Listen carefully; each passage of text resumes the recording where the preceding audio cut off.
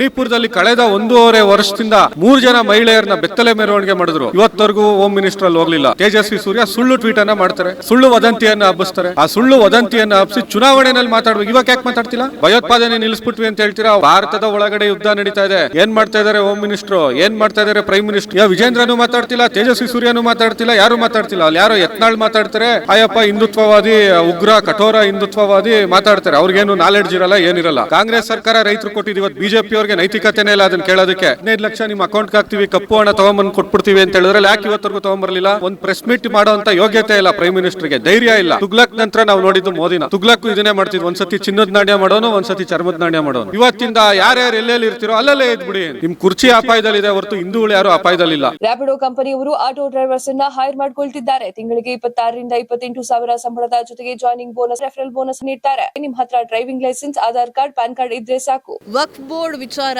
ದೇಶದಾದ್ಯಂತ ಸದನ ಮಾಡ್ತಾ ಇದೆ. ಕೇಂದ್ರ ಸರ್ಕಾರದಲ್ಲಿ ವಕ್ಫ್ ಕಾಯ್ದೆ ತಿದ್ದುಪಡಿ ಮಾಡುವಂತಹ ವಿಚಾರಗಳು ಕೂಡ ಕೇಳಿ ಬರ್ತಾ ಇದೆ. ಮಾಡ್ತೀವಿ ಎನ್ನುವಂಥದ್ದು ಕೂಡ ಹೇಳಿದ್ದಾರೆ. ಅಧಿವೇಶನದಲ್ಲಿ ಮಾಡುವಂತಹ ಸಂದರ್ಭ ಅಥವಾ ಮಾಡುವಂತಹ ಒಂದು ವಿಚಾರ ಕೂಡ ಕೇಳಿ ಬರ್ತಾ ಇದೆ. ಇವತ್ತು ನಮ್ಮ ಜೊತೆ ಸೂರ್ಯ ಮುಕುಂದರಾಜ್ ಇದ್ದಾರೆ. ವಕ್ಫ್ ಬಗ್ಗೆ ಏನೆಲ್ಲ ವಿಚಾರಗಳನ್ನ ಕೇಳೋಕ್ಕಾಗುತ್ತೋ ಅಷ್ಟು ಕೇಳಿ ತಿಳ್ಕೊಳ್ಳೋಣ. ಸರ್ ನಮಸ್ತೆ. ಸರ್ ನಮಸ್ಕಾರ.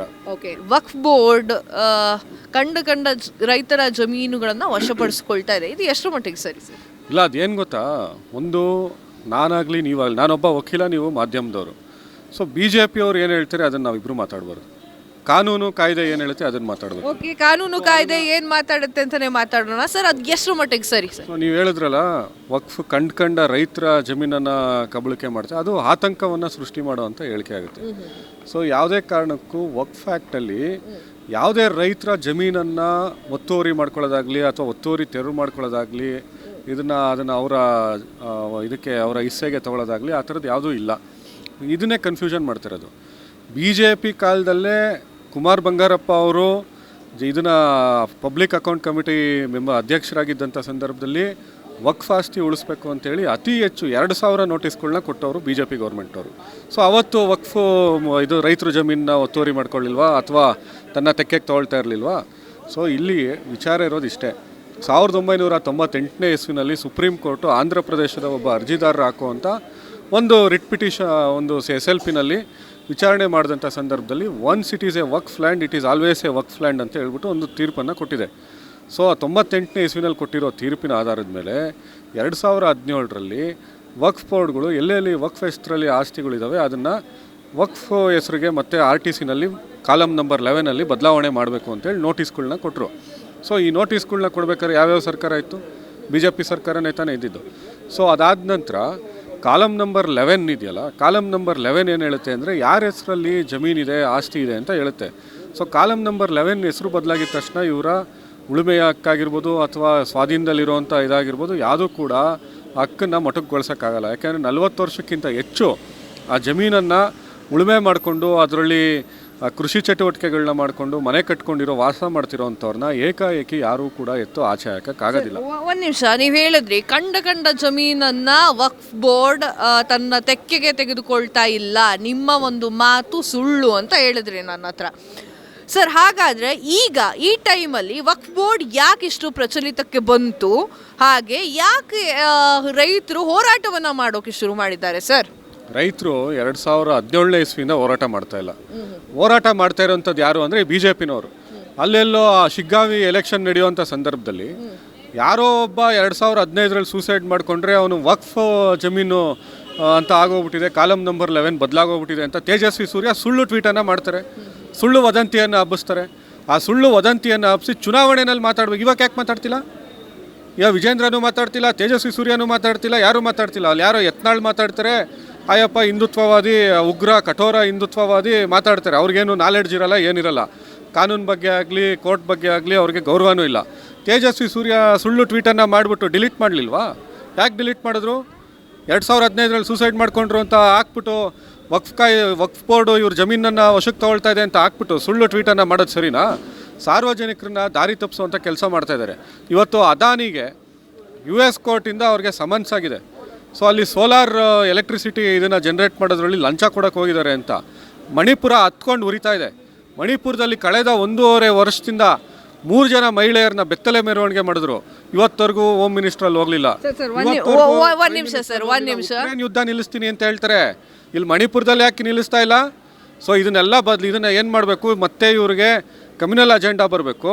ನಾವೆಲ್ಲ ನೀವು ಬಂದು ಪ್ರಶ್ನೆ ಕೇಳಬೇಕು, ನಾವು ಇದನ್ನ ಉತ್ತರ ಕೊಡಬೇಕು. ಇಲ್ಲಿ ನಿಜವಾದಂತ ಒಂದ್ ನಿಮಿಷ ಸರ್, ವಕ್ಫ್ ಬೋರ್ಡ್ ವಿಚಾರವನ್ನ ತಗೊಂಡ್ರೆ ನೀವು ಮಣಿಪುರದ ವಿಚಾರಕ್ಕೆ ಹೋಗ್ತಾರೆ ಕಾಂಗ್ರೆಸ್ ಅವರು ಎನ್ನುವಂತಹ ಮಾತು ಕೂಡ ಇದೆ. ಈಗ ಅದನ್ನ ಸಾಬೀತು ಮಾಡ್ಬಿಟ್ರೆ ಹೇಗೆ? ಅಲ್ಲ, ಅದು ಯಾಕೆ ಮಣಿಪುರದಲ್ಲಿ ಇಶ್ಯೂ ಆಗ್ತಾ ಇಲ್ವಾ? ಮಣಿಪುರದಲ್ಲಿ ಪ್ರಧಾನಮಂತ್ರಿ ಅವರು ಹೋಗಿದ್ದಾರೆ, ಹಂಗಾರೆ ಜರ್ನಲಿಸ್ಟ್ ಆಗಿ ನೀವು ಮಣಿಪುರದ ಭಾರತದ ಭಾಗ ಅಲ್ವಾ ಅದು? ಅಲ್ಲಿರುವಂಥ ಜನರ ಸಮಸ್ಯೆ ನಿಮಗೆ ವಕ್ಫ್ಗಿಂತ ಅದೇ ದೊಡ್ಡ ಸಮಸ್ಯೆ ಆಗ್ತಾ ಇದೆಯಾ? ವಕ್ಫ್ ಒಂದು ಕಾನೂನಾತ್ಮಕ ಸಮಸ್ಯೆ. ಆ ಕಾನೂನಾತ್ಮಕ ಸಮಸ್ಯೆಯನ್ನು ಬಗೆಹರಿಸಬೇಕಾಗಿರೋದು ಸರ್ಕಾರಗಳ ಜವಾಬ್ದಾರಿ.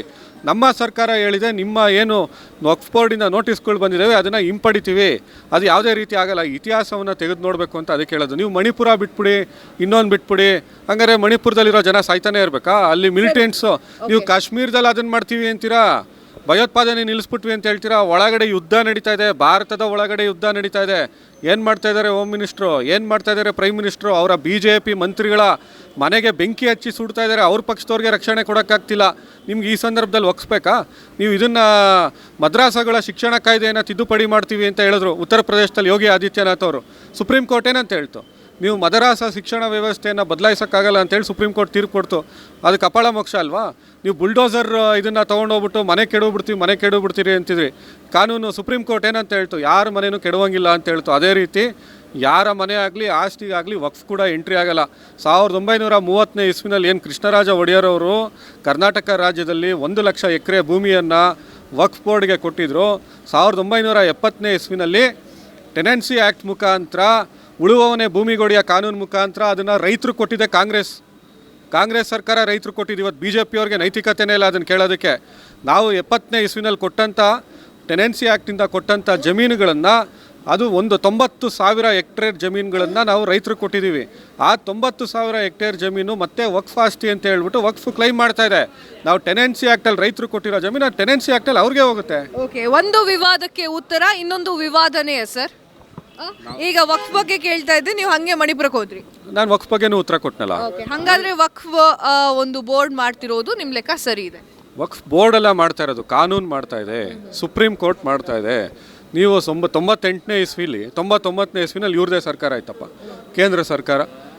ವಾಜಪೇಯಿ ಅವರು ಪ್ರೈಮ್ ಮಿನಿಸ್ಟರ್ ಆಗಿದ್ರು. ಯಾಕೆ ಅವರು ಇದನ್ನು ತಡೆಗಟ್ಟಲಿಲ್ಲ? 2004ವರೆಗೂ ಇವ್ರದೇ ತಾನೇ ಗೌರ್ಮೆಂಟ್ ಇದ್ದಿದ್ದು ಸೆಂಟ್ರಲಲ್ಲಿ. ಅದಾದ ನಂತರ ಕಳೆದ 10 ವರ್ಷದಲ್ಲಿ ಮೋದಿ ಸರ್ಕಾರ ಇದೆ. ಯಾಕೆ ಅವತ್ತವರಿಗೆ ನೆನಪಾಗಲಿಲ್ವಾ? ಸೊ ನಿಮಗೆ ಸುಪ್ರೀಂ ಕೋರ್ಟ್ ಕೊಟ್ಟಿರೋ ಅಂಥ ಆದೇಶ ಏನಿದೆ, ತೀರ್ಮಾನ ಏನಿದೆ, ಅದಕ್ಕೆ ಮೇಲ್ಮನವಿಯನ್ನು ಸಲ್ಲಿಸಬೇಕು. ಕಾನೂನು ಪ್ರಕಾರ ತುಂಬ ಜನ ರೈತರು ಹೈಕೋರ್ಟ್ನಲ್ಲಿ ಅರ್ಜಿಗಳನ್ನು ಹಾಕ್ಕೊಂಡು ವಕ್ಫ್ ಆಸ್ತಿಗೆ ಹೆಸರು ಹೋಗದೇ ಇರೋ ರೀತಿ ಮಾಡಿದ್ದಾರೆ. ಕಾಲಮ್ ನಂಬರ್ ಇದನ್ನು ನಾವು ಸರಳವಾಗಿ ಜನರಿಗೆ ಆತಂಕ ಮೂಡಿಸುವಂಥ ಕೆಲಸ ಮಾಡ್ಬೋದು, ಇದನ್ನು ವಿವಾದ ಅಂತ ತಿರುಗಿಸುವಂಥ ಕೆಲಸ ಮಾಡ್ಬೋದು. ಸೊ ಜನರಿಗೆ ಮತ್ತಷ್ಟು ಆತಂಕವನ್ನು ರಾಜಕೀಯಕ್ಕೋಸ್ಕರ ಅಥವಾ ಇನ್ನೊಬ್ರಿಗೆ ಯಾರಿಗೋ ಲಾಭ ಆಗುತ್ತೆ ಅನ್ನೋಕ್ಕೋಸ್ಕರ ನಮಗೆ ಅಧಿಕಾರ ಬಂದ್ಬಿಡ್ತು. ಇವತ್ತು ಉಪಚುನಾವಣೆಯಲ್ಲಿ ಉತ್ತರ ಕೊಟ್ಟರು, ನೀವು ಮಾಡ್ತಾ ಇರೋದು ಈಗ ವಕ್ಫ್ ಮತ್ತು ಇವೆಲ್ಲ ಸುಳ್ಳು, ಇದನ್ನು ನಾವು ನಂಬಲ್ಲ ಅಂಥೇಳಿ ಮಾಜಿ ಮುಖ್ಯಮಂತ್ರಿ ಬೊಮ್ಮಾಯಿ ಏನು ಹಾವೇರಿ ಜಿಲ್ಲೆಯಲ್ಲಿ ಇದನ್ನು ಮಾಡ್ತಾಯಿದ್ರು, ಅಲ್ಲೇ ಅವ್ರಿಗೆ ಜನ ಮಂಗಳಾರತಿ ಮಾಡಿದ್ದಾರೆ. ಈ ವಕ್ಫ್ ಇದನ್ನು ನಾವು ಒಪ್ಪಲ್ಲ, ನೀವು ಹಿಂದೂ ಮುಸ್ಲಿಂ ಅನ್ನೋ ಇದೆಲ್ಲ ಬೇಕಾಗಿಲ್ಲ. ಅದಾನಿ ಏನು ಮಾಡ್ತಾ ಇದ್ದಾರೆ ಅದ್ರ ಬಗ್ಗೆ ಮಾತಾಡಿ, ಮಣಿಪುರದಲ್ಲಿ ಏನು ರಕ್ಷಣೆ ಕೊಡ್ತಾ ಇದ್ದೀರಾ ಅದ್ರ ಬಗ್ಗೆ ಮಾತಾಡಿ. ನಮಗೆ ಇಲ್ಲಿ ಬದುಕೋಕ್ಕೆ ಪೆಟ್ರೋಲ್ ಬೆಲೆ ಇಳಿಕೆ ಮಾಡಿದ್ರಾ, ಜನರಿಗೆ ಅನುಕೂಲ ಆಗೋಂಥದ್ದು ಏನಾದ್ರು ಮಾಡಿದ್ರಾ, ಉದ್ಯೋಗ ಸೃಷ್ಟಿ ಮಾಡಿದ್ರಾ? ಯಾಕೆ ನೀವು ನರೇಂದ್ರ ಮೋದಿಯನ್ನು ಪ್ರಶ್ನೆ ಮಾಡಬಾರ್ದು? ಯಾಕೆ ನೀವು 15 ಲಕ್ಷ ನಿಮ್ಮ ಅಕೌಂಟ್ಗೆ ಹಾಕ್ತೀವಿ, ಕಪ್ಪು ಹಣ ತೊಗೊಂಬಂದು ಕೊಟ್ಬಿಡ್ತೀವಿ ಅಂತ ಹೇಳಿದ್ರಲ್ಲಿ ಯಾಕೆ ಇವತ್ತರೆಗೂ ತೊಗೊಂಬರಲಿಲ್ಲ? ಯಾಕೆ ಅದನ್ನು ಮಾತಾಡೋಕ್ಕಾಗಲ್ಲ? ಒಂದು ಪ್ರೆಸ್ ಮೀಟ್ ಮಾಡೋವಂಥ ಯೋಗ್ಯತೆ ಇಲ್ಲ ಪ್ರೈಮ್ ಮಿನಿಸ್ಟ್ರಿಗೆ, ಧೈರ್ಯ ಇಲ್ಲ. ಒಬ್ಬ ಹೋಮ್ ಮಿನಿಸ್ಟ್ರಿಗೆ ಅಲ್ಲಿ ಹೋಗ್ಬಿಟ್ಟು ಮಣಿಪುರದಲ್ಲಿ ಗಲಭೆನ ನಿಯಂತ್ರಣ ಮಾಡೋಕ್ಕೆ ಬರೋಕ್ಕಾಗಲ್ಲ. ಸೊ ಇಲ್ಲಿ ನಿಮಗೆ ಏನಾಗಬೇಕು, ಲೋಕಸಭೆಯಲ್ಲಿ ಅದಾನಿ ಬಗ್ಗೆ ಚರ್ಚೆ ಆಗಬಾರ್ದು. ನಮ್ಮ ನಾಯಕರಾದಂಥ AICC ಅಧ್ಯಕ್ಷರು ಮಲ್ಲಿಕಾರ್ಜುನ್ ಖರ್ಗೆ ಅವರು ಇದ್ರ ಬಗ್ಗೆ ಮಾತಾಡಿ ಅಂದರೆ ಇದರಲ್ಲಿ ರಾಜ್ಯಸಭೆಯಲ್ಲಿ ಜೈದೀಪ್ ಧನ್ಕರ್ ಅವರು ಇಲ್ಲ, it will not go to record ಅಂತಾರೆ. ವಿರೋಧ ಪಕ್ಷಗಳ ಧ್ವನಿಯನ್ನು ಅಡಗಿಸುವಂಥ ಕೆಲಸ ಮಾಡ್ತಾರೆ. ಇವತ್ತು ಸಂವಿಧಾನ ದಿನಾಚರಣೆ, ಇಂಥ ಸಂದರ್ಭದಲ್ಲೂ ಕೂಡ ಒಂದು ಸಂವಿಧಾನಕ್ಕೆ ಗೌರವ ಕೊಡುವಂಥವ್ರು ನೆಹರು ಏನಂತ ಮಾಡಿದ್ರು, ವಾಜಪೇಯಿ ಅವರು ಸೋಲಕ್ಕೆ ಬಿಡ್ತಾ ಇರಲಿಲ್ಲ. ಅವರೊಬ್ಬರೇ ಜನಸಂಘದಿಂದ ಗೆಲ್ತಾ ಇದ್ದಿದ್ದು. ಲಕ್ನೋಗೆ ಏನಾದ್ರು ನೆಹರು ಹೋಗಿ ಪ್ರಚಾರ ಮಾಡಿಬಿಟ್ಟಿದ್ರೆ ವಾಜಪೇಯಿ ಸೋತೋಗ್ಬಿಡೋರು. ಆದರೂ ನೆಹರು ಹೋಗ್ತಾ ಇರಲಿಲ್ಲ, ಅದೊಂದು ಧ್ವನಿಯಲ್ಲಿ ಇರಲಿ ಅಂತ ಹೇಳೋರು. ಸೊ ಇದು ಪ್ರಜಾಪ್ರಭುತ್ವ. ಇದನ್ನ ಮಾಡುವಂಥ ಕೆಲಸವನ್ನು ಇವತ್ತು ನರೇಂದ್ರ ಮೋದಿ ಮಾಡಬೇಕು. ಇದು ನನ್ನ ಪ್ರಶ್ನೆ ಅಲ್ಲ, ವೀಕ್ಷಕರ ಪ್ರಶ್ನೆ. ಯಾವುದೋ ಕಾಲದಲ್ಲಿ ರಾಜರು ಆಡಳಿತ ಮಾಡಿರುವಂತಹ ಜಮೀನನ್ನ ಈಗ ನೀವು ವಕ್ಫ್ ಬೋರ್ಡ್ ಅಂತ ಹೇಳಿದ್ರೆ ಇಡೀ ಗ್ರಾಮದ ಜನರೇ ಅಥವಾ ಗ್ರಾಮದ ಭೂಮಿಯೇ ವಕ್ಫ್ ಬೋರ್ಡ್ಗೆ ಸೇರಿದ್ದು, ಇದು ಸರಿಯಾ? ನೋಡಿ, ಹಿಂದೆ ಅದಕ್ಕೆ ಇದನ್ನೆಲ್ಲ ರೆವಿನ್ಯೂ ಲ್ಯಾಂಡ್ ಥಿಯರಿ ಇವನ್ನೆಲ್ಲ ಓದಬೇಕು ಅಂತ ಹೇಳೋದು. ಸುಮ್ಮನೆ ಏಕಾಏಕಿ ಬಂದ್ಬಿಟ್ಟು ಆಸ್ತಿ ಹಕ್ಕು ಅವ್ರಿಗೊಟ್ಟೋಯ್ತು ಇವ್ರಿಗೊಟ್ಟೋಯ್ತು ಅಂತ ಹೇಳೋಕ್ಕಾಗಲ್ಲ. ಹಿಂದೆ ಜಮೀನುಗಳು ಯಾರ ಹೆಸರಲ್ಲಿ ಇರ್ತಾಯಿದ್ರು ಅಂದರೆ ಶಾನ್ಭೋಗ್ರ ಹೆಸರಲ್ಲಿ ಇರ್ತಾಯಿತ್ತು, ಒಂದು ದೇವಸ್ಥಾನದಲ್ಲಿ ಹೆಸರಲ್ಲಿ ಇರ್ತಾಯಿತ್ತು, ಇಲ್ಲ ಯಾವ್ದಾದ್ರು ಧಾರ್ಮಿಕ ಸಂಸ್ಥೆಗಳ ಹೆಸರಲ್ಲಿ ಇರ್ತಾಯಿತ್ತು. ಆ ಧಾರ್ಮಿಕ ಸಂಸ್ಥೆಗಳು ಇವತ್ತು ನೀವು ರೆಕಾರ್ಡ್ಸ್ ತೆಗೆಸಿ ನೋಡಿ, 200-100 ವರ್ಷದ ರೆಕಾರ್ಡ್ಸ್ಗಳು ಇವತ್ತಿಗೂ ಇದೆ. ಬ್ರಿಟಿಷರ ಕಾಲದ್ದು ಇದ್ದಾವೆ, ಟಿಪ್ಪು ಸುಲ್ತಾನ್ ಕಾಲದ್ದು ಇದೆ, ಆಮೇಲೆ ಮೈಸೂರು ಮಹಾರಾಜರು ಒಡೆಯರ್ಗಳ ಕಾಲದ ರೆಕಾರ್ಡ್ಸ್ಗಳು ಇವತ್ತಿಗೂ ಸಿಗುತ್ತೆ. ನೀವು 100 ವರ್ಷದ ರೆಕಾರ್ಡ್ ತೆಗೆದ್ರೆ ಊರು ಶಾನ್ಭೋಗ್ರ ಹೆಸರಲ್ಲಿ ಇರ್ತಾಯಿತ್ತು.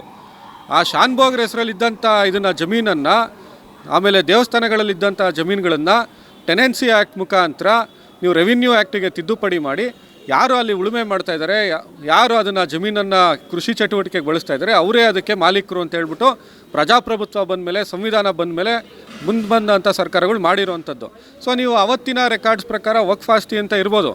ಅದನ್ನು ಇವತ್ತಿಗೂ ಇನ್ನೊಂದು ಜಡ್ಜ್ಮೆಂಟ್ ಇದೆ ನಿಮಗೆ, once it is A forest land it is always A forest land ಅಂತಾರೆ. ಇವತ್ತು ನೀವು ಪೀಣ್ಯ ಪ್ಲಾಂಟೇಷನ್ ಬಗ್ಗೆ ಕುಮಾರಸ್ವಾಮಿ ಅವರು ಮಾತಾಡ್ತಿರೋದು ನೋಡ್ಬೋದು, ನಮ್ಮ ಸಚಿವರಾದಂಥ ಈಶ್ವರ್ ಖಂಡ್ರೆ ಅವ್ರು ಮಾತಾಡ್ತಿರೋದು ನೋಡ್ಬೋದು. ಅದನ್ನು ಫಾರೆಸ್ಟ್ ಲ್ಯಾಂಡ್ ಅಂತ ಡಿಕ್ಲೇರ್ ಮಾಡಿದ್ಮೇಲೆ ಅದನ್ನು ಮಾರಾಟ ಮಾಡೋಂಗಿಲ್ಲ. ಸೊ ಫಾರೆಸ್ಟ್ ಲ್ಯಾಂಡು ಅಷ್ಟು ಟೈಟ್ ಆಗಿರುತ್ತೆ. ಅದೇ ಲಾನ ಇದಕ್ಕೆ ಅಪ್ಲೈ ಮಾಡಿ ಸುಪ್ರೀಂ ಕೋರ್ಟು ವಕ್ಫ್ ಲ್ಯಾಂಡ್ ಅಂತ ಹೇಳ್ತು. ಸೊ ಇವತ್ತು ಅದನ್ನು ಸರ್ಕಾರಕ್ಕೆ ಗಮನದಲ್ಲಿದೆ, ಯಾರು ಉಳುಮೆಯನ್ನು ಮಾಡ್ತಾಯಿದ್ದಾರೆ, ರೈತರ ಹೆಸರಲ್ಲಿದೆ, ಕೃಷಿ ಚಟುವಟಿಕೆ ನಡೀತಾ ಇದೆ, ಅವೆಲ್ಲ ಅವ್ರ ಹೆಸರಲ್ಲೇ 40 ವರ್ಷದಿಂದ ಯಾರು ಅದನ್ನು ಅನುಭವಿಸ್ಕೊಂಡ್ಬಂದಿರ್ತಾರೆ ಅವ್ರನ್ನ ಏಕಾಏಕಿ ಆಸ್ತಿ ಹಕ್ಕಿಂದ ಕಿತ್ಕೊಳ್ಳೋಕ್ಕಾಗಲ್ಲ. ಸೊ ವಕ್ಫ್ ಆಸ್ತಿಗೆ ಹೋಗೋದಿಲ್ಲ. ಸೊ ಅದೆಲ್ಲ ರೈತರ ಹೆಸರಲ್ಲೇ ಇರುತ್ತೆ. ವಕ್ಫ್ ತಿದ್ದುಪಡಿ ಕಾಯ್ದೆ ಏನಾದರೂ ಜಾರಿ ಆದರೆ ನಿಮ್ಮ ನಡೆ ಅಥವಾ ಜಾರಿ ಆಗಬೇಕಾ ಆಗಬಾರ್ದಾ, ಏನು ಹೇಳ್ತೀರಾ? ಅಲ್ಲ, ಅದ್ರ ಬಗ್ಗೆ ಚರ್ಚೆ ಆಗಲಿ. ಸೊ ಅವರು ಇನ್ನೂ ನಾವು ಇದನ್ನು ಮಂಡಿಸ್ತೀವಿ ಅಂತ. ಹಾಗಾದರೆ ಅಧಿವೇಶನದಲ್ಲಿ ಮಂಡನೆ ಆಗಲ್ಲ? ಅಲ್ಲ, ಅವ್ರಿಗೆ ನೋಡಿ, ಒಂದು ಕಾನೂನಾತ್ಮಕವಾದಂಥ ನಾಲೆಡ್ಜ್ ಅಂತೂ ಇಲ್ಲ. ಅವರು ಹೇಳ್ತೀರಾ ನೋಟ್ ಬ್ಯಾನ್ ಮಾಡಿದ್ರು, ಸಕ್ಸಸ್ ಆಯ್ತಾ? ರಾತ್ರಿ ಬಂದರು, ಇವತ್ತಿಂದ 500 ರೂಪಾಯಿ 1000 ರೂಪಾಯಿ ನೋಟ್ಗಳು ರದ್ದು ಅಂತ ಹೇಳಿದ್ರು. ಆಮೇಲೆ 41 ಸರ್ಕ್ಯುಲರ್ ಮಾಡಿದ್ರು. ನೋಟ್ ಬ್ಯಾನ್ ಆದಮೇಲೆ ನೀವು ಬರೀ 4000 ರೂಪಾಯಿ ಡ್ರಾ ಮಾಡ್ಬೋದು, ನೀವು ಬರೀ 500 ರೂಪಾಯಿ ತೊಗೊಂಡೋಗ್ಬೋದು, ನೀವು ಒಂದು ಸತಿ ಅಕೌಂಟ್ಗೆ ಇಷ್ಟು ಜಮೆ ಮಾಡ್ಬೋದು ಅಂತ ಯಾರಿಗಾರು ಕಾಮನ್ ಸೆನ್ಸ್ ಇರೋವಂಥ ವ್ಯಕ್ತಿ ಮಾಡ್ತಾರೆ. ತುಗ್ಲಕ್ ನಂತರ ನಾವು ನೋಡಿದ್ದು ಮೋದಿನ. ತುಗ್ಲಕ್ಕು ಇದನ್ನೇ ಮಾಡ್ತಿದ್ವು, ಒಂದು ಸತಿ ಚಿನ್ನದ ನಾಣ್ಯ ಮಾಡೋನು, ಒಂದು ಸತಿ ಚರ್ಮದ ನಾಣ್ಯ ಮಾಡೋನು. ಸೊ ಕಡೆಗೆ ಒಂದು ಸತಿ ಇದರಿಂದ ರಾಜಧಾನಿನ ದೆಹಲಿಯಿಂದ ಆಚೆಗಡೆ ತೊಗೊಂಡವನು ಮತ್ತೆ ದೆಹಲಿಗೆ ವಾಪಸ್ ಕರ್ಕೊಂಬರೋ ಅಂಥ ವ್ಯಕ್ತಿ ನಮ್ಮ ದೇಶವನ್ನು ಆಳ್ತಾ ಇರೋದು. ಸೊ ಅವ್ರಿಗೇನಾದ್ರು ಸ್ವಲ್ಪನಾದ್ರು ಕಾನೂನು ಅರಿವು ಇವೆಲ್ಲ ಇದ್ದರೆ ಈ ರೀತಿ ಏಕಾಏಕಿ ಲಾಕ್ಡೌನ್ ಮಾಡಿದ್ರಪ್ಪ. ಲಾಕ್ಡೌನ್ ಮತ್ತೆ ಬಂದರು ಟಿ ವಿ ಮುಂದೆ, ಇವತ್ತಿಂದ ಯಾರ್ಯಾರು ಎಲ್ಲೆಲ್ಲಿ ಇರ್ತಿರೋ ಅಲ್ಲಲ್ಲೇ ಇದ್ಬಿಡಿ ಅಂದರು. ಲಾಕ್ಡೌನ್ ಅಂತ ಹೇಳ್ಬಿಟ್ರು. ಏನಾಯಿತು? ಪರಿಣಾಮ ಏನಾಯಿತು? ಸಾವಿರಾರು ಲಕ್ಷಾಂತರ ಜನ ಕೂಲಿ ಕಾರ್ಮಿಕರು, ವಲಸೆ ಕಾರ್ಮಿಕರು ನಡ್ಕೊಂಡೋದ್ರು, ಮಕ್ಕಳನ್ನೆಲ್ಲ ಕರ್ಕೊಂಡು. ಅವ್ರಿಗೇನಾದ್ರು ಅಟ್ಲೀಸ್ಟ್ ಊರುಗಳಿಗೆ ತಲುಪೋಕ್ಕೆ ಒಂದು ವ್ಯವಸ್ಥೆ ಮಾಡಿದ್ರಾ? ಅವ್ರಿಗೇನಾದ್ರು ಊಟದ ವ್ಯವಸ್ಥೆ ಮಾಡಿದ್ರಾ? ಯಾವುದೂ ಮಾಡಲಿಲ್ಲ. ಈಗ ಇದನ್ನು ಇದ್ರ ಬಗ್ಗೆ ನಾನು ಆಗಲೇ ಹೇಳಿದೆ. ಉತ್ತರ ಪ್ರದೇಶದ ಯೋಗಿ ಆದಿತ್ಯನಾಥ್ ಅವರು ಮದ್ರಾಸಗಳಲ್ಲಿ ಶಿಕ್ಷಣವನ್ನು ನೀಡಬಾರ್ದು ಅಂತ ಕಾಯ್ದೆ ತೊಗೊಂಬಂದರು. ಸುಪ್ರೀಂ ಕೋರ್ಟ್ ಏನು ಮಾಡ್ತು, ಇದು ಅನ್ಕಾನ್ಸ್ಟಿಟ್ಯೂಷನಲ್ ಅಂತು. ಇವತ್ತು ನೀವು ವಕ್ಫ್ ಬಗ್ಗೆ ತೊಗೊಂಬರ್ತಾ ಇದ್ದೀರಾ, ಇಡೀ ಪಾರ್ಲಿಮೆಂಟಲ್ಲಿ ಚರ್ಚೆ ಮಾಡಿ ಅದರೊಳಗೆ ಏನು ತಿದ್ದುಪಡಿ ಮಾಡ್ತೀರಾ, ಮುಸಲ್ಮಾನ್ ವಕ್ಫ್ ರಿಪೀಲ್ ಆ್ಯಕ್ಟನ್ನು ತೊಗೊಂಬರ್ತೀವಿ ಅಂತ ಹೇಳಿದ್ದೀರಾ, ಆಮೇಲೆ ವಕ್ಫ್ ತಿದ್ದುಪಡಿ ಕಾಯ್ದೆಯನ್ನು ತೊಗೊಂಬರ್ತೀನಿ ಅಂತ ಹೇಳಿದ್ದೀರಾ. ಅದ್ರ ಬಗ್ಗೆ ಚರ್ಚೆ ಆಗಲಿ, ಮಂಡನೆ ಆಗಲಿ. ನಾವು ವಿರೋಧ ಪಕ್ಷವಾಗಿ ಚರ್ಚೆನಲ್ಲಿ ಭಾಗವಹಿಸ್ತಾರೆ ನಮ್ಮ ನಾಯಕರುಗಳು. ವಿರೋಧ ಪಕ್ಷದ ನಾಯಕರಿದ್ದಾರೆ, ರಾಹುಲ್ ಗಾಂಧಿ ಅವರಿದ್ದಾರೆ. ಇವತ್ತು ಅವರು ಸಮರ್ಥವಾಗಿ ಚರ್ಚೆಯನ್ನು ಮಾಡ್ತಾರೆ. ಆ ಚರ್ಚೆಗೆ ಅವಕಾಶವನ್ನು ಲೋಕಸಭೆಯ ಸ್ಪೀಕರ್ ಅವರು ಇವರು ಮಾಡಿಕೊಟ್ರೆ ತುಂಬ ಚೆನ್ನಾಗಿ ಚರ್ಚೆ ಆಗುತ್ತೆ. ಅದನ್ನು ಬಿಟ್ಬಿಟ್ಟು ಇವ್ರು ಏಕಾಏಕಿ ತೊಗೊಂಬರ್ತಾರೆ, ವಿರೋಧ ಪಕ್ಷದವ್ರು ಏನೋ ಚರ್ಚೆ ಮಾಡ್ತಿರ್ತಾರೆ, ಈ ತೊಗೊಂಬಂದು ಇದನ್ನು ಮಾಡೋದಲ್ಲ. ಕಾನೂನು ಕಾಯ್ದೆಯನ್ನು ಜಾರಿ ಮಾಡ್ಬೇಕಾದ್ರೆ ಸಂಪೂರ್ಣವಾದಂಥ ಚರ್ಚೆ ಆಗುತ್ತೆ. ರೈತರು, ಜನಸಾಮಾನ್ಯರು ನಮಗೆ ವಕ್ಫ್ ಬೋರ್ಡ್ ಬೇಡ ಅಂತ ಹೇಳ್ತಾ ಇದ್ದಾರೆ, ಅವ್ರಿಗೇನು ಹೇಳೋಕೆ ಇಷ್ಟಪಡ್ತಾರೆ? ಯಾರು ಹೇಳಿದ್ರು? ನಮಗಂತೂ ಯಾರು ಹೇಳಿಲ್ಲಪ್ಪ. ಭಾರತೀಯ ಕಿಸಾನ್ ಸಂಘಕ್ಕೆ ಈಗ ಜಸ್ಟ್ ಹೋಗಿ ಅಲ್ಲಿ ಒಂದು ಹೋರಾಟವನ್ನು ನೋಡೇ ಬಂದಿದ್ದೀವಿ ಸರ್ ನಾವು. ಭಾರತೀಯ ಕಿಸಾನ್ ಸಂಘ ಅದು ಕರ್ನಾಟಕ ರಾಜ್ಯ ರೈತ ಸಂಘ ಅಲ್ಲ. ಕರ್ನಾಟಕ ರಾಜ್ಯ ರೈತ ಸಂಘ ಏನಾದ್ರು ಹೇಳಿದ್ಯಾ? ಅಥವಾ ಬೇರೆ ಇನ್ನೊಂದು ಲೆಫ್ಟ್ ಮೂವ್ಮೆಂಟ್ ಆರ್ಗನೈಸೇಷನ್ ರೈತ ಸಂಘಗಳಿದಾವೆ, ಅವ್ರೇನಾದ್ರು ಹೇಳಿದಾರಾ? ಇಲ್ಲ ಕಾಂಗ್ರೆಸ್ ಪಕ್ಷದ ರೈತ ಸಂಘ ಇದೆ, ಅವ್ರೇನಾದ್ರು ಹೇಳಿದಾರಾ? BJP ಬೆಂಬಲಿತ ರೈತ ಮೋರ್ಚಾಗಳು ಹೇಳಿದ್ರೆ ಅದನ್ನು ಒಪ್ಪುವಂಥದ್ದಲ್ಲ. ಜನಸಾಮಾನ್ಯರ ಅಭಿಪ್ರಾಯ ಅಲ್ಲ. ಜನಸಾಮಾನ್ಯರ ಅಭಿಪ್ರಾಯ ಈ ಕಳೆದ ಉಪಚುನಾವಣೆಯಲ್ಲಿ 3 ಸೀಟ್ ಕೊಡೋದ್ರ ಮುಖಾಂತರ ಸ್ಪಷ್ಟವಾಗಿ ಹೇಳಿದ್ದಾರೆ, ನಮ್ಗೆ ಯಾವುದೇ ರೀತಿಯಾದಂಥ ಆತಂಕ ಇಲ್ಲ. ವಕ್ಫ್ ಕಾಯ್ದೆ ಬಗ್ಗೆನೂ ಆತಂಕ ಇಲ್ಲ, ವಕ್ಫ್ ಬೋರ್ಡ್ ಬಗ್ಗೆನೂ ಆತಂಕ ಇಲ್ಲ, ಮುಸಲ್ಮಾನರ ಬಗ್ಗೆನೂ ಆತಂಕ ಇಲ್ಲ.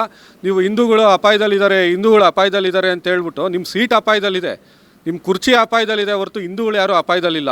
ಏನು ಬೇರೆ ಪಕ್ಷದಲ್ಲಿರೋರು ಯಾರು ಹಿಂದೂಗಳಲ್ವಾ, ರೈತರಲ್ವಾ? ಇವತ್ತು ಇಷ್ಟೊಂದು ಜನ ಬಂದು ಓಟ್ ಹಾಕಿದ್ದಾರೆ ಅಂದರೆ, ಇಷ್ಟೊಂದು ಜನ ಈ ಸರ್ಕಾರಕ್ಕೆ ಬೆಂಬಲವನ್ನು ಕೊಟ್ಟಿದ್ದಾರೆ ಅಂದರೆ, ಅವರೆಲ್ಲ ಇದನ್ನು ನೋಡ್ದಲೇ ಅವರೆಲ್ಲ ದಡ್ರ ಜನ ಓಟ್ ಹಾಕ್ತವರು.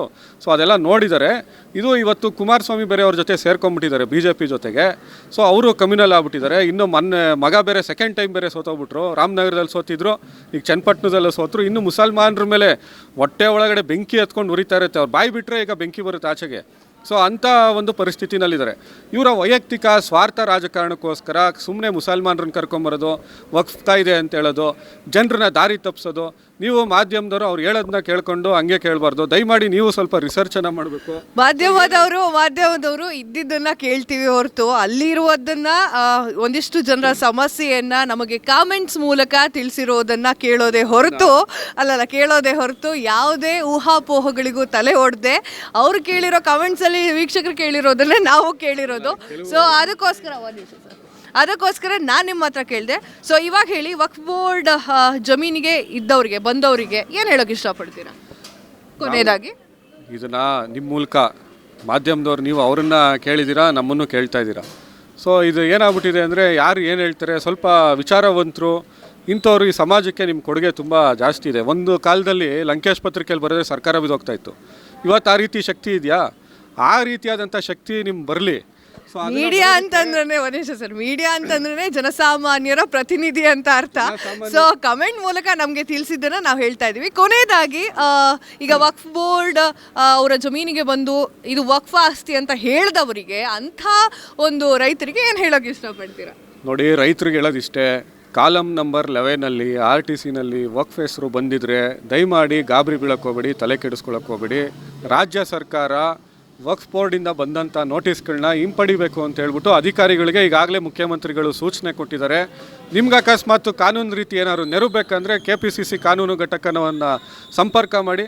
ನಾವು ನಿಮ್ಮ ಜಮೀನಿನಲ್ಲಿ ಏನಾದ್ರು ತೊಂದರೆ ಇದ್ದರೆ, RTCನಲ್ಲಿ ಪ್ರಾಬ್ಲಮ್ ಇದ್ದರೆ, ಅದು ಯಾವ ಕಾಲದಿಂದ ನಿಮ್ಮ ಹೆಸರಲ್ಲಿದೆ, ಏನಾಗಬೇಕಾಗಿದೆ, ಸೊ ಇದು ಯಾವುದಕ್ಕೂ ಗೊಂದಲಕ್ಕೆ ಒಳಗಾಗಕ್ಕೆ ಹೋಗಬೇಡಿ. ನಿಮಗೆ ಸದಾಕಾಲ KPCC ಕಚೇರಿ ತೆಗೆದಿರುತ್ತೆ, ಮುಖ್ಯಮಂತ್ರಿಗಳ ಮನೆ ಬಾಗಿಲು ಕೂಡ ತೆಗೆದಿರುತ್ತೆ. ಸೊ ನೀವು ಅದನ್ನು ಈ ಗೊಂದಲಗಳಿಗೆ ಒಳಗಾಗದೆ, ನಿಮ್ಮ ಆಸ್ತಿ ನಿಮ್ಮ ಹಕ್ಕು, ಸೊ ಅದನ್ನು ಯಾರೂ ಕಿತ್ಕೊಳ್ಳೋಕ್ಕೂ ಆಗಲ್ಲ, ಅಲ್ಲಿ ಬಂದು ಅನಧಿಕೃತವಾಗಿ ಇರೋದಕ್ಕೂ ಆಗಲ್ಲ.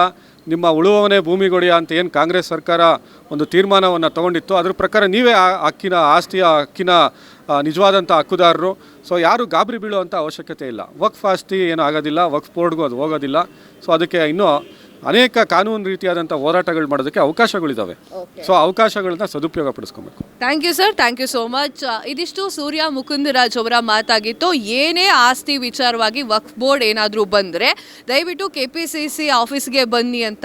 ಕ್ಯಾಮ್ರಾ ಪರ್ಸನ್ ಉಲ್ಲಾಸ್ ಜೊತೆ ನಾನು ಕಾವ್ಯ ಹೆಗ್ಡೆ, ಕರ್ನಾಟಕ ಟಿವಿ, ಬೆಂಗಳೂರು. ರ್ಯಾಪಿಡೋ ಕಂಪನಿಯವರು ಆಟೋ ಡ್ರೈವರ್ಸ್ ಅನ್ನ ಹೈರ್ ಮಾಡ್ಕೊಳ್ತಿದ್ದಾರೆ. ತಿಂಗಳಿಗೆ 26,000ರಿಂದ 28,000 ಸಂಬಳದ ಜೊತೆಗೆ ಜಾಯ್ನಿಂಗ್ ಬೋನಸ್ 6,000, ರೆಫರಲ್ ಬೋನಸ್ 10,000 ನೀಡ್ತಾರೆ. ಅಷ್ಟೇ ಅಲ್ಲ, 12 ಲಕ್ಷದ ಇನ್ಶೂರೆನ್ಸ್ ಕೂಡ ನಿಮಗೆ ಸಿಗುತ್ತೆ. ನಿಮ್ಮ ಹತ್ರ driving licence, Aadhaar card, PAN card ಇದ್ರೆ ಸಾಕು. ಹಿಂದೆ ಭೇಟಿ ನೀಡಿ. Bellandur, Hebbal, electronic city. ಸಂಪರ್ಕಿಸಿ 0804748973 ಕ್ಕೆ.